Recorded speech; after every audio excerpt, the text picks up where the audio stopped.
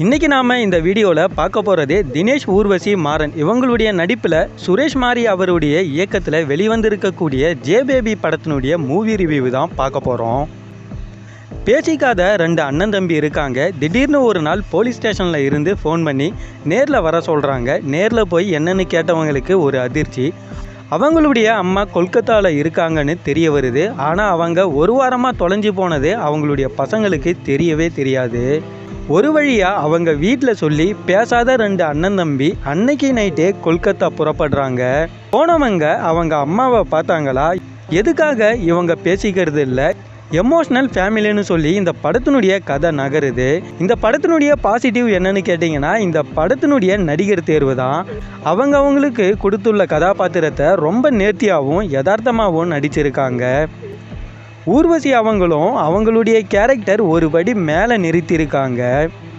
அம்மா கேரக்டர் நான் யாருன்னு தெரியுமா, ஸ்டாலின் என்னோடய ஃப்ரெண்டு, ஜெயலலிதா என்னோடய ஃப்ரெண்டுன்னு சொல்கிற காட்சிலாம் ரசிக்கும்படியாகவே இருந்துச்சு.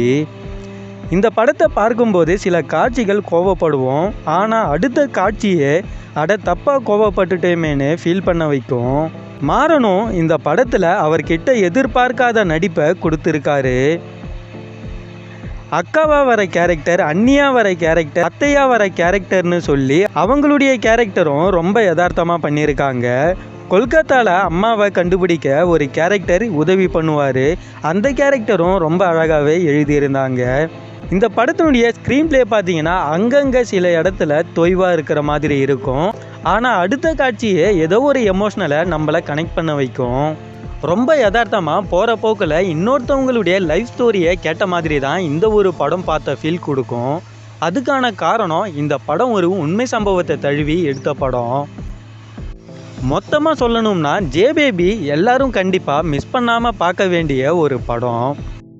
இந்த மூவி ரிவ்யூ உங்களுக்கு பிடிச்சிருந்தால் லைக் பண்ணி ஷேர் பண்ணுங்கள். மறக்காமல் சினிமா கலெக்ஷன் சேனலை சப்ஸ்கிரைப் பண்ணிக்கிங்க. பக்கத்தில் இருக்கிற பெல் ஐக்கானை கிளிக் பண்ணிக்கிங்க. நெக்ஸ்ட் ஒரு வீடியோவில் நாம் மீட் பண்ணலாம்.